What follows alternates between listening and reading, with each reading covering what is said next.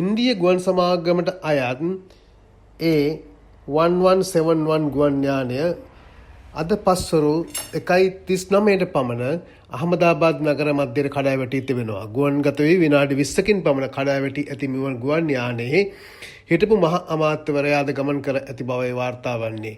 මගින් 230 දෙනෙකු සහ කාර්ය මණ්ඩල සමාජිකයින් 12 දෙනෙකුගෙන් සමන්විත වූ මෙම ගුවන් යානය හදිස්සි ගොඩබෑමට යාමේදී කඩා වැටී ඇති බවයි මෙතෙක් ලැබුණු වාර්තාවලට අනුව වාර්තා කර හැකි වන්නේ.